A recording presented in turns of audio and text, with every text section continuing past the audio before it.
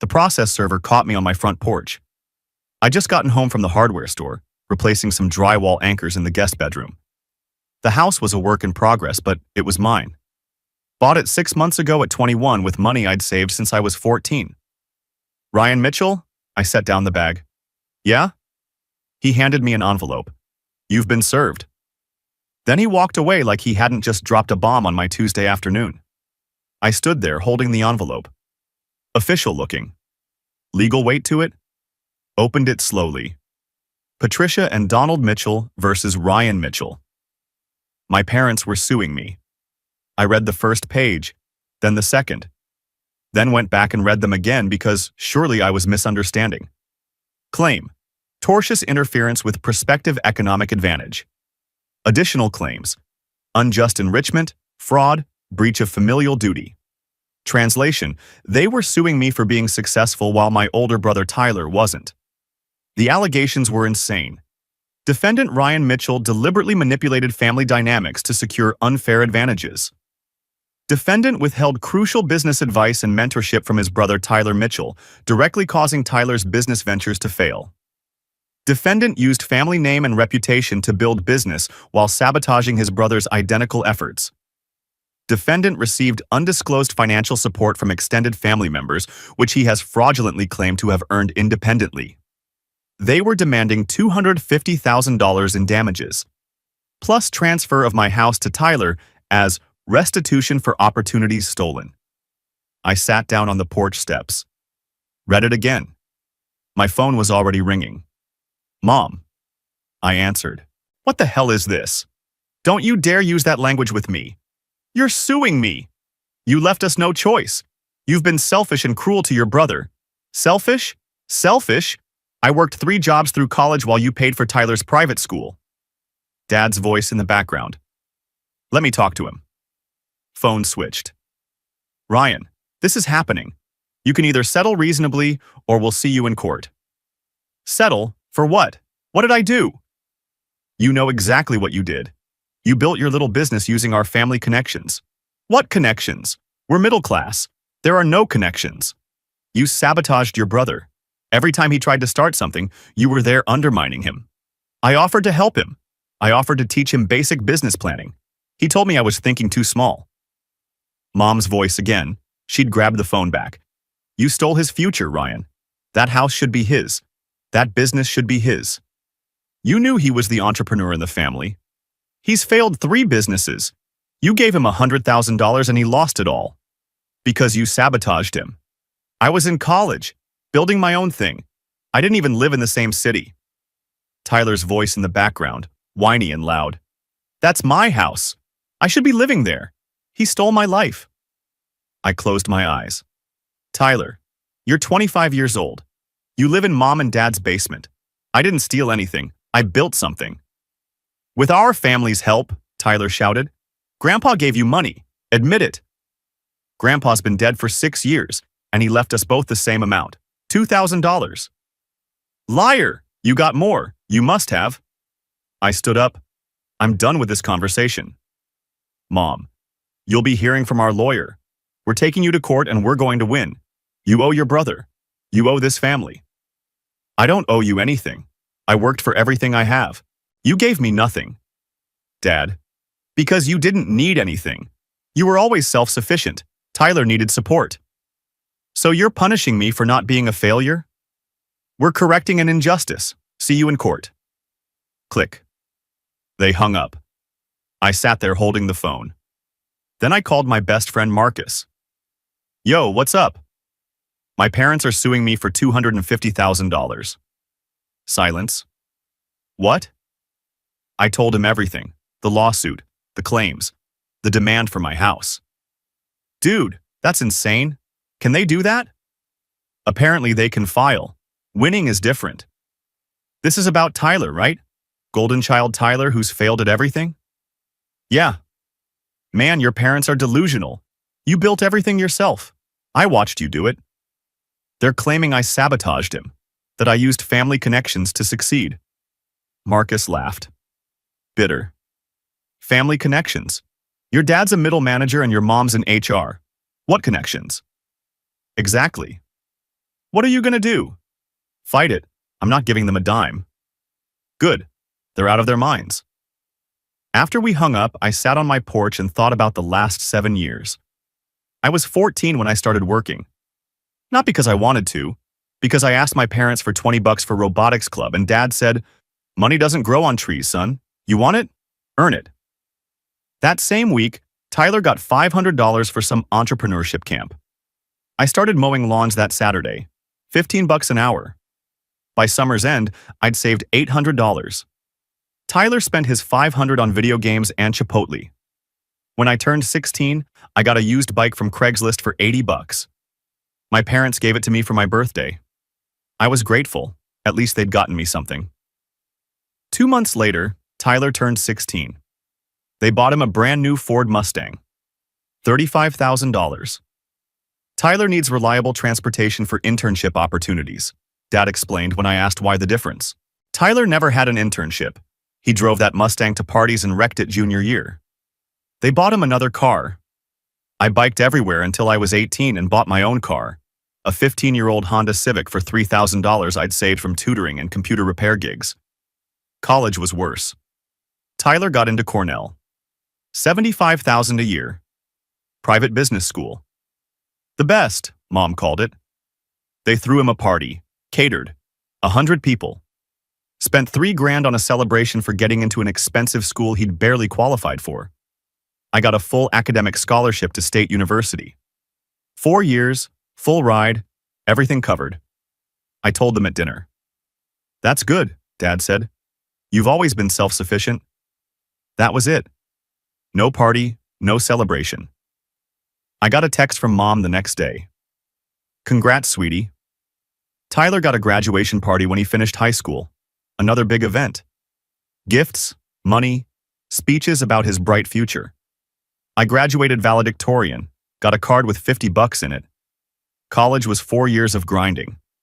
I worked 3 part-time jobs, campus IT, tutoring, freelance web design. My scholarship covered tuition, but I needed money for rent, food, books. I worked 30 hours a week on top of full-time classes. Graduated with a 3.8 GPA, $15,000 in savings, and 0 debt. Tyler graduated from Cornell with a 2.4 GPA and $200,000 in student loans my parents had co-signed. The job market is tough for new grads, Mom explained when Tyler moved back home with no job offers. I was already working, already building. At 20, I started my business. E-commerce, tech accessories, phone cases, charging cables, laptop stands. Spent 6 months researching suppliers, studying the market, learning logistics. Started with $2,000 of my own money. First year, $45,000 in revenue, $12,000 profit after expenses. I reinvested every penny, worked 18-hour days, day job plus business at night. Tyler was 24 then. On his second failed business venture. The first was a food truck. Parents gave him $45,000 to start it.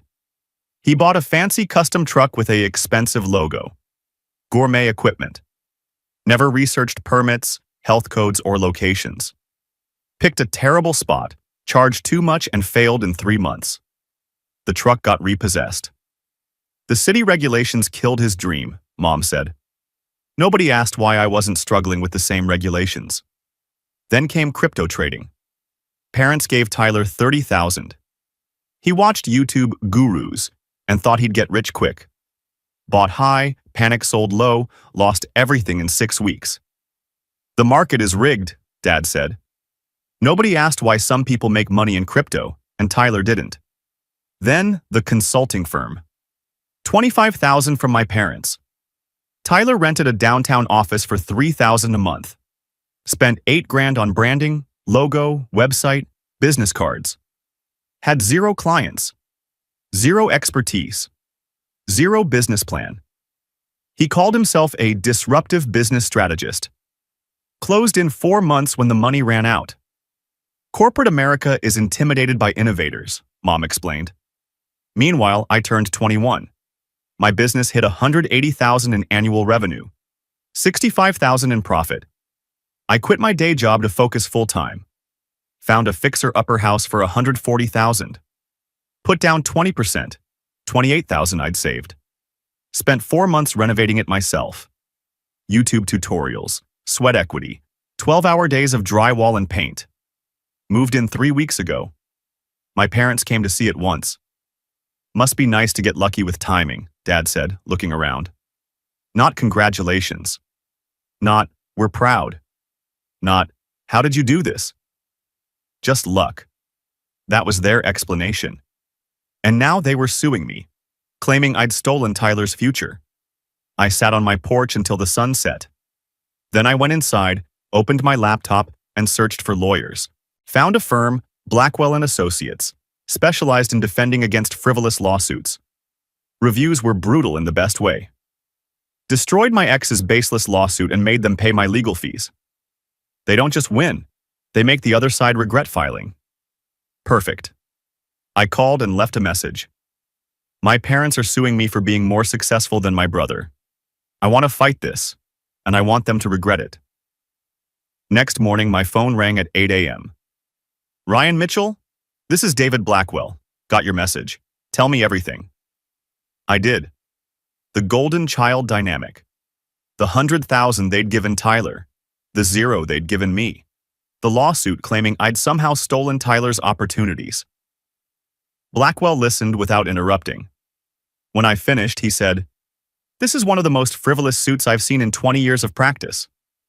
Can they win? Absolutely not. Their claims have no legal merit. But Ryan, let me ask you something.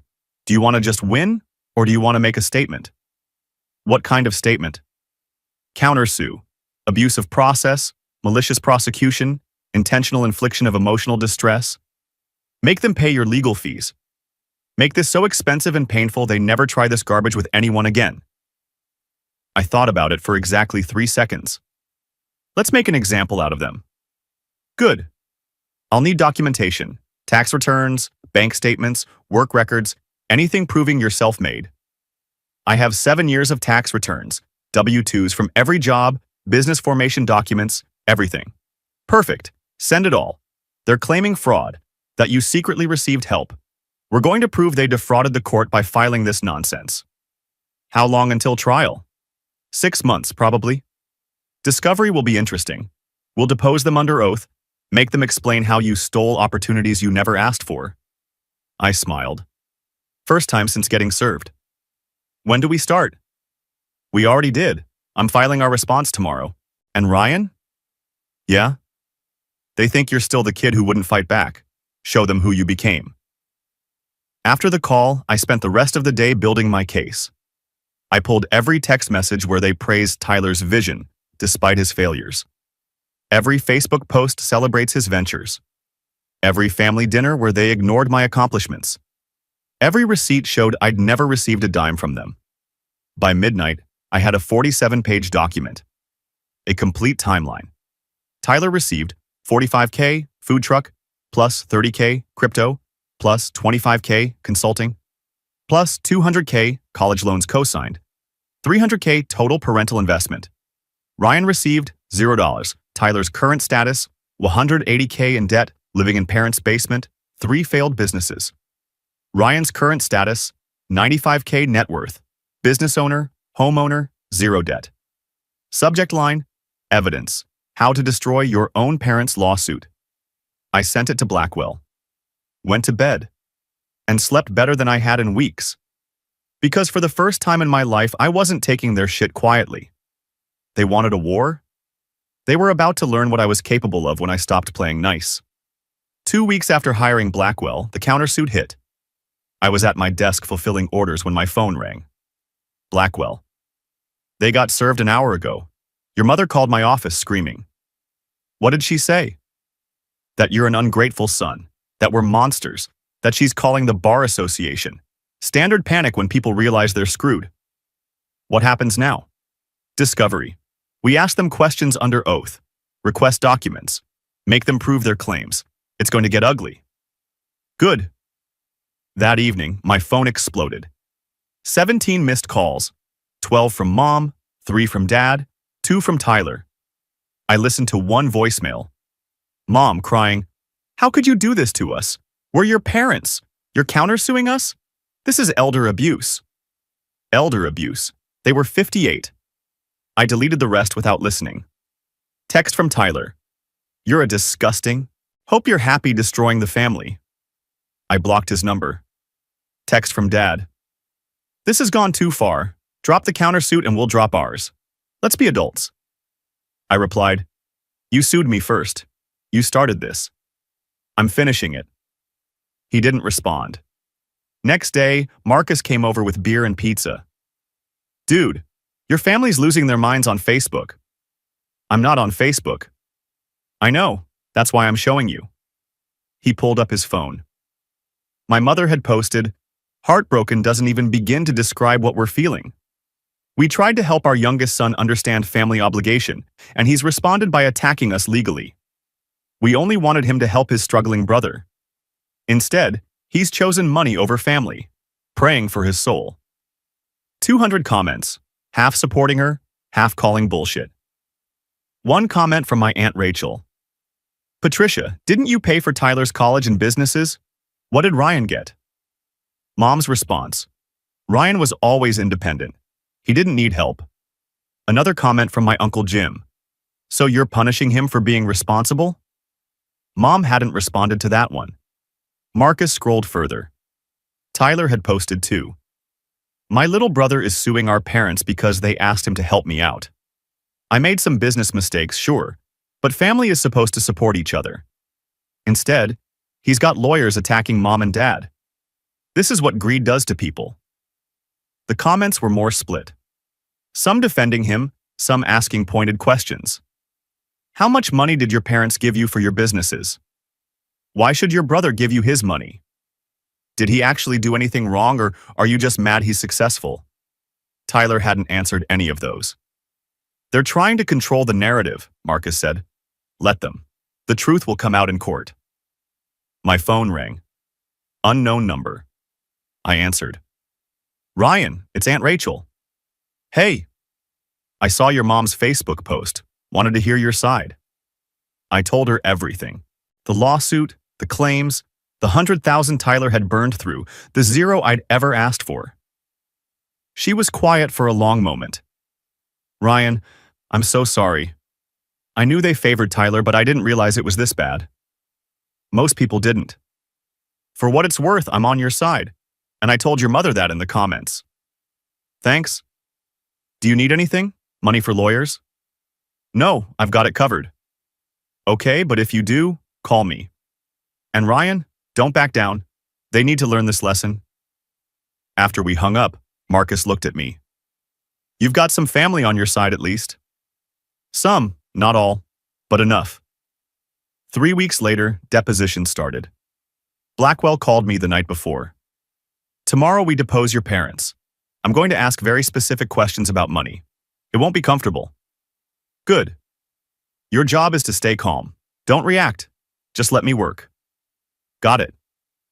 The deposition was at Blackwell's office. Conference room, table, chairs, court reporter. My parents arrived with their lawyer, some guy named Foster who looked uncomfortable from the moment he walked in. Mom wouldn't look at me. Dad glared. The court reporter swore them in. Blackwell started with my mother. It took him exactly 20 minutes to dismantle her entire story. How much money to Tyler for businesses?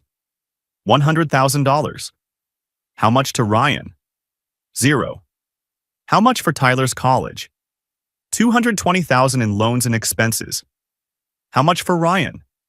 Zero. What specific actions did Ryan take to sabotage Tyler?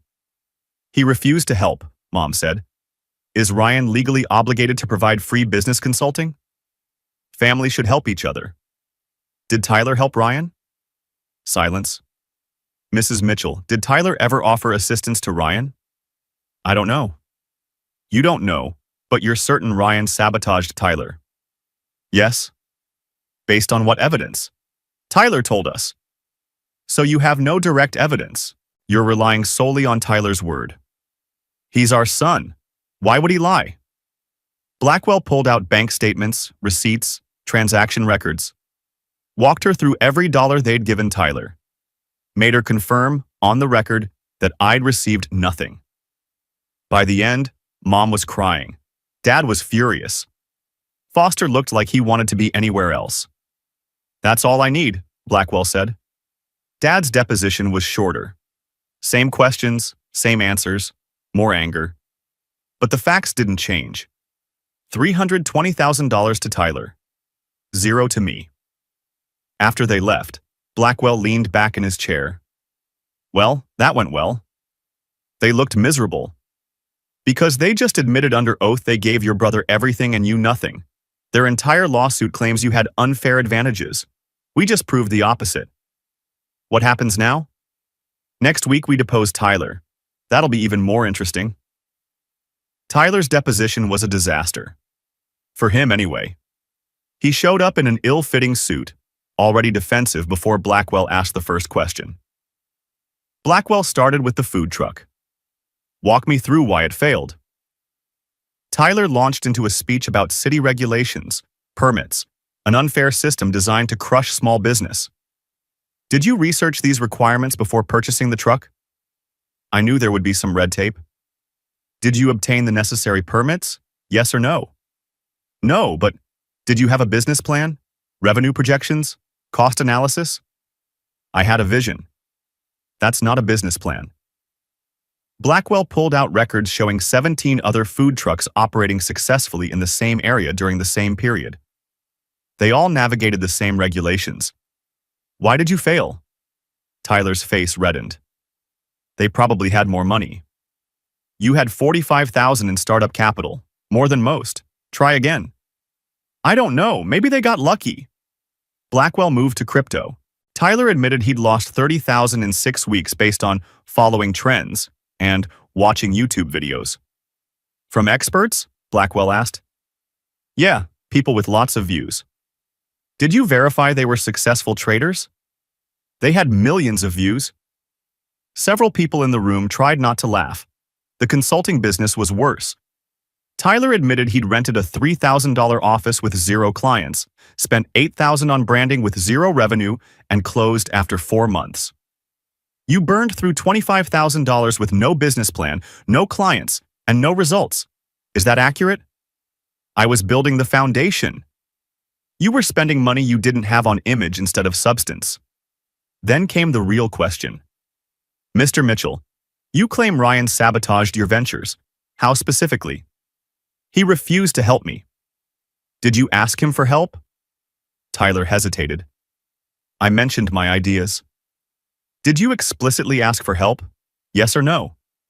"Not in those words." "So Ryan sabotaged you by not volunteering help you never requested?"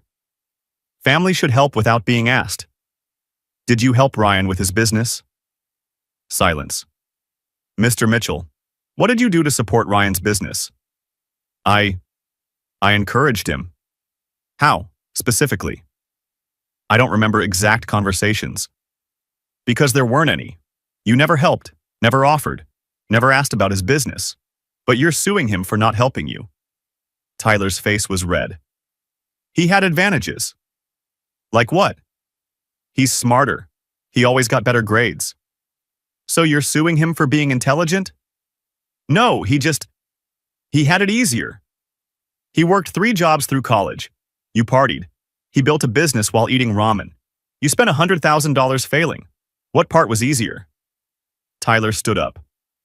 "This is bullshit." Foster quietly, "Sit down." Tyler sat, breathing hard. Blackwell closed his folder. "One last question. In your lawsuit, you claim Ryan's house should be transferred to you. Why do you believe you're entitled to a house you didn't earn, didn't pay for, and didn't build?" Tyler looked at me with pure hatred. "Because it should have been mine. That's my life he's living." "Why should it have been yours?" "Because I'm the oldest. I'm supposed to be successful. Everything he has should be mine." Blackwell smiled. "Thank you. That's all I needed." After Tyler stormed out, Blackwell turned to me. "Well, that was a gift." "How so?" "He just admitted under oath that he believes he's entitled to your assets simply for being born first. No judge in the country will side with that." "What happens now?" "Now we wait for trial. But honestly, I don't think it'll get that far. Why not? Because Foster is going to tell them they have no case. We have testimony proving it, and our countersuit is going to cost them more than their pride can afford. He was right. 3 days later, Foster called Blackwell, asked to discuss settlement. Blackwell called me. They want to drop everything. Their suit, our countersuit. Walk away clean. No. No? I want them sanctioned. I want the judge to officially rule their lawsuit was frivolous. I want it on the record that they wasted the court's time and mine. That's aggressive. They sued me for succeeding. They tried to take my house because their golden child failed. I want consequences. Blackwell was quiet for a moment. Then, all right, I'll tell Foster no deal. When's trial? 4 weeks. And Ryan? They're going to panic when they realize you're serious. Good. Let them panic. That night, I sat in my house, the one I'd bought myself, renovated myself, earned myself, and felt absolutely nothing. No guilt. No doubt. No second thoughts. They'd tried to destroy me legally for the crime of being successful.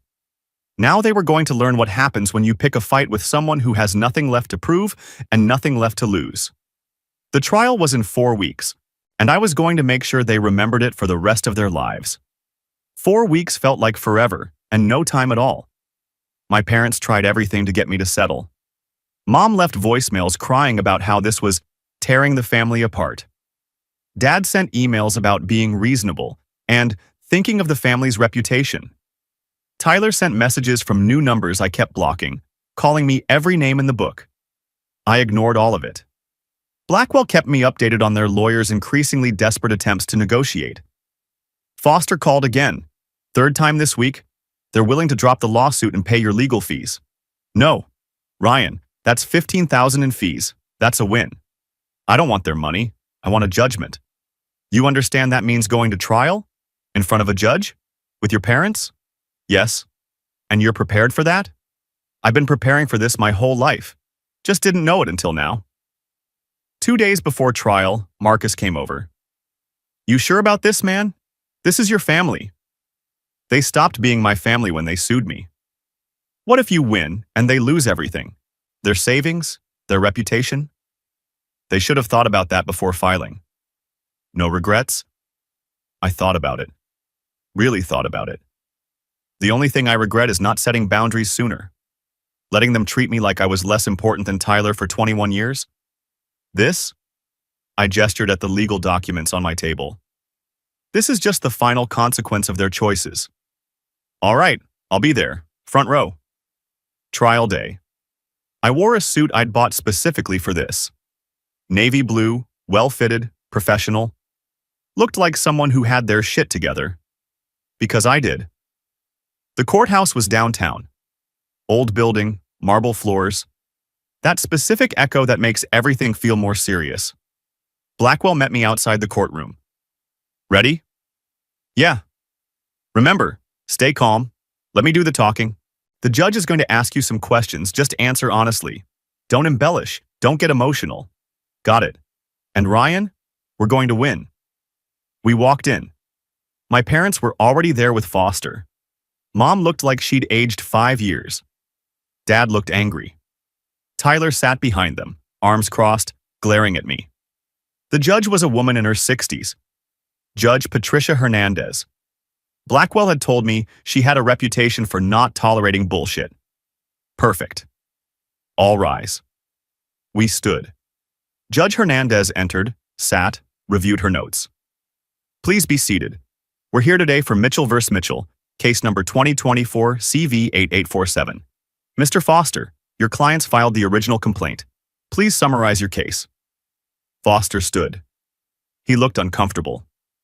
Your Honor, the plaintiffs allege that the defendant, Ryan Mitchell, engaged in tortious interference and unjust enrichment by— Let me stop you there, Judge Hernandez said. I've reviewed the depositions. The plaintiffs gave their older son Tyler over $300,000. They gave Ryan nothing, and they're suing Ryan for succeeding. Is that accurate? Foster shifted. Your Honor, it's more nuanced. Is it? Because the depositions seem pretty clear. Plaintiff spent $320,000 on Tyler. 0 on Ryan. Tyler failed 3 businesses. Ryan succeeded. Now they want Ryan to pay them $250,000. Where's the nuance? The plaintiffs believe that Ryan's success came at Tyler's expense. Based on what evidence? Tyler's testimony. Tyler's testimony that he's entitled to his brother's assets because he's older? That testimony? Foster looked at his notes, looked at my parents, looked back at the judge. Your Honor, families have obligations. Families have obligations. Courts enforce contracts. Do you have a contract showing Ryan owed his brother anything? No, but do you have evidence Ryan sabotaged Tyler's businesses?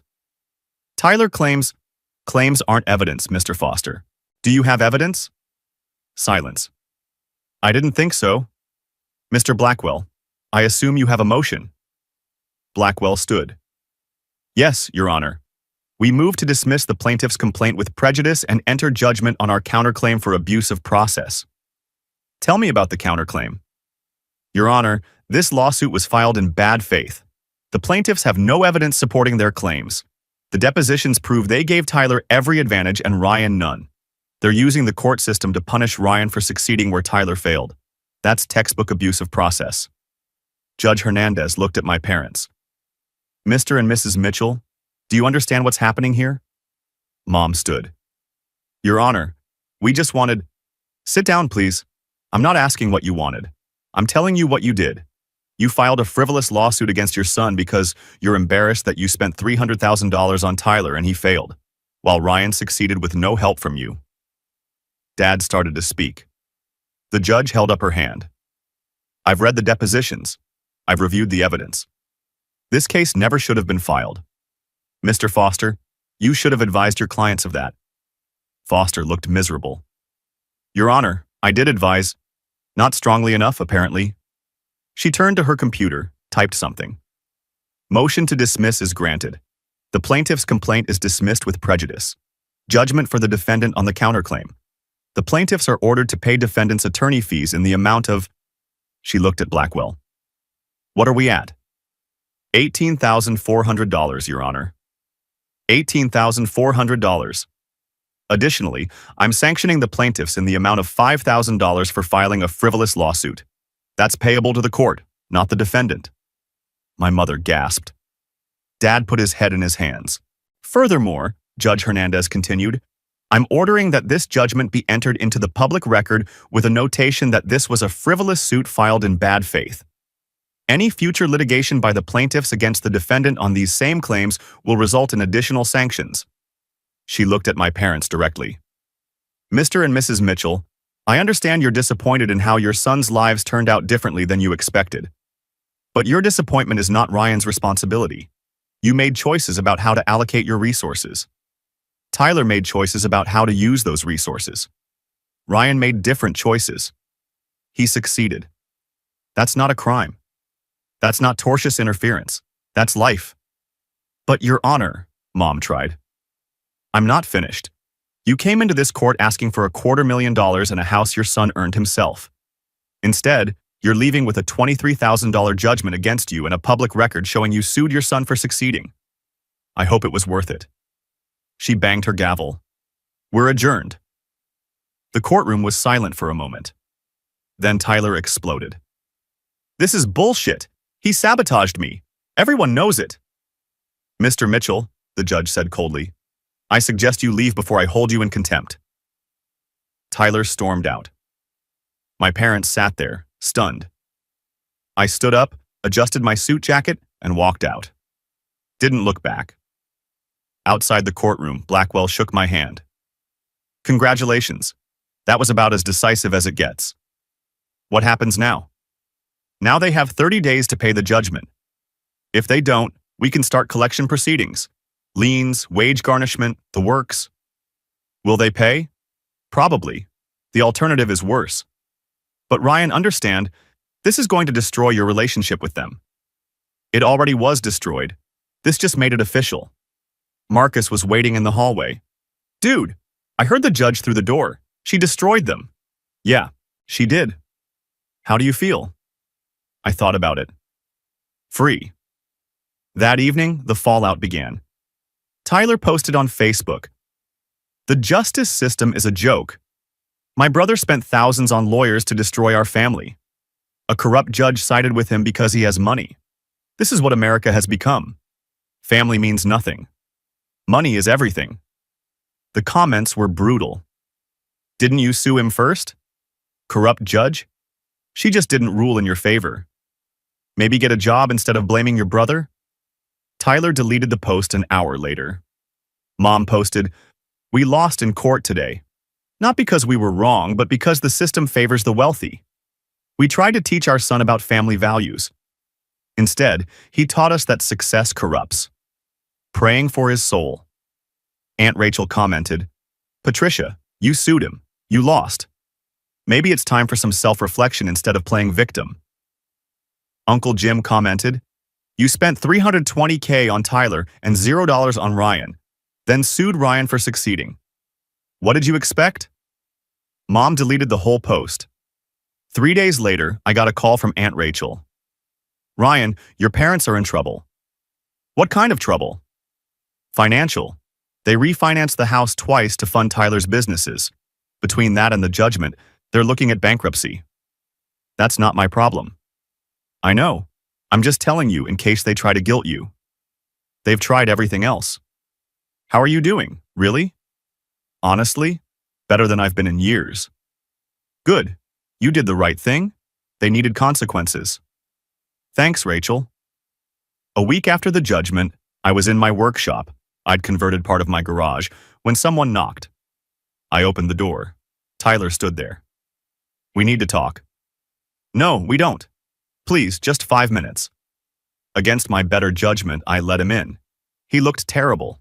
Unshaven, wrinkled clothes, dark circles under his eyes. "What do you want, Tyler?" "I need money," I almost laughed. "You're kidding." "I'm serious. Mom and Dad are broke. They're going to lose the house. I'm living in my car. I need help." "You need help? After you sued me? After you claimed my house should be yours? After you called me every name in the book?" I was angry. "You were entitled. You still are. You think because you're older, because you were Mom and Dad's favorite, that you deserve what I built. You don't. I made mistakes. You made choices, bad choices, repeatedly. And now you're facing consequences. Welcome to adulthood. So you're just going to let us lose everything?"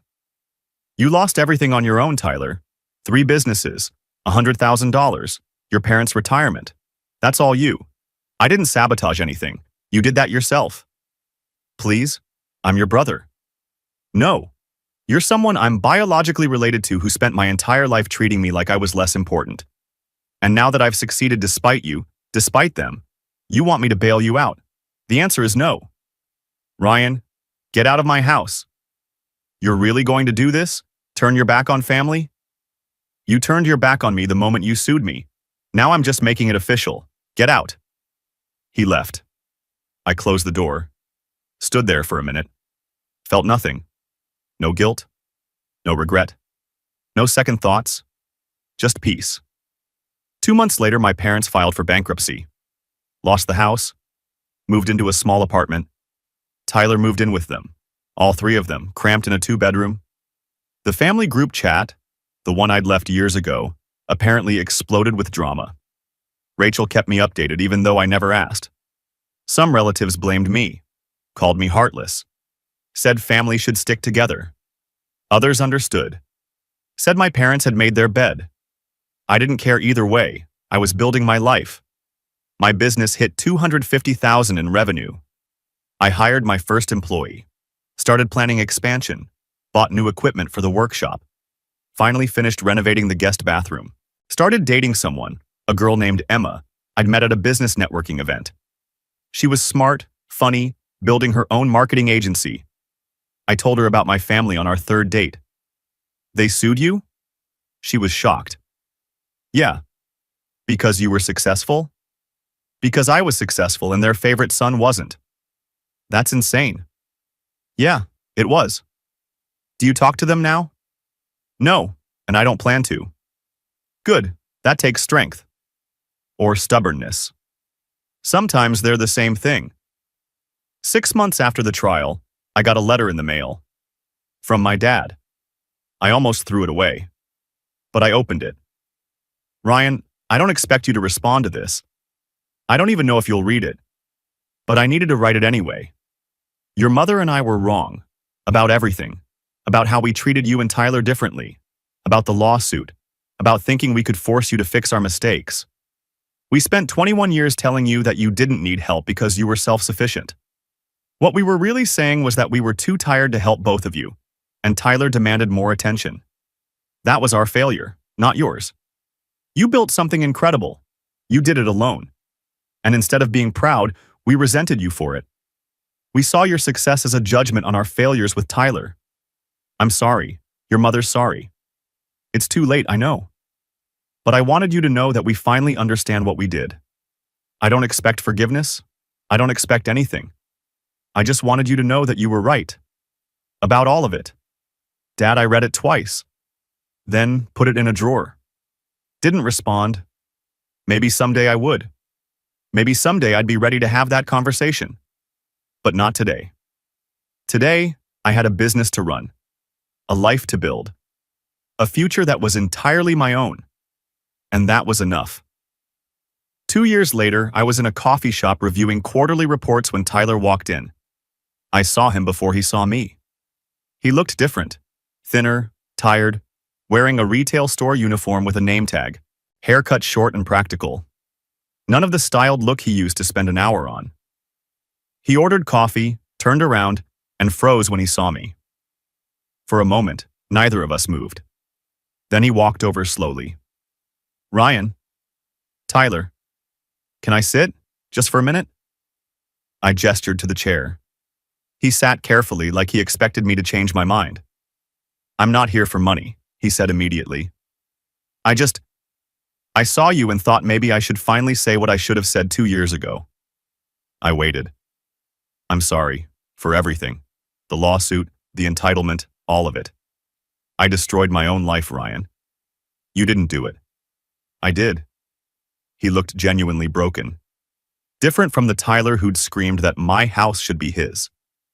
I've been in therapy for 18 months, he continued. Real therapy. The kind where you face what you did wrong instead of blaming everyone else. And what did you do wrong?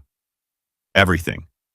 I spent 25 years thinking the world owed me success because I was oldest, because mom and dad believed in me. But I never put in the work. I just wanted results without effort. He stared at his coffee. The lawsuit was the lowest point. I actually convinced myself you'd stolen my life. That's how delusional I was. But hitting bottom, losing everything, living in my car, working retail at 27, reality couldn't be ignored anymore. Where are you now? Manager at the store, paying mom and dad back, $50 a month, taking night classes in actual business fundamentals. It'll take years, but I'm doing it right this time. I studied him. This wasn't manipulation. This was someone who'd been broken and was trying to rebuild. I appreciate the apology, I said, but I don't know if I can have you in my life again. Maybe someday. Not now. I understand. That's more than fair. He stood, extended his hand. I shook it. Take care of yourself, Ryan.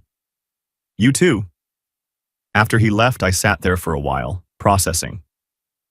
My phone buzzed. Text from Emma, my girlfriend of a year and a half.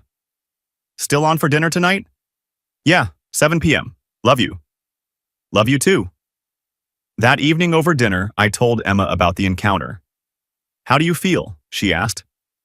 Honestly, I don't know. He seemed genuine. Do you think you'll ever reconcile? Maybe. When he's proven it's real, not just when he needs something. When enough time has passed that I'm sure. That's healthy. There's a difference between holding a grudge and having boundaries. 6 months later, my business hit $500,000 in revenue. I hired 2 more employees, moved into a proper office. Emma moved in with me, gradually, naturally, our lives merging. One Saturday, I got a call from Dad. We'd been in minimal contact. He'd send occasional updates. I'd read them, but rarely respond. Tyler got promoted to manager, he said. He's really doing well. Paid me back another $1,000 this month. That's good. Pause. Ryan, I don't expect anything from you. But I wanted you to know, your mother and I are proud of you. We should have said that 20 years ago.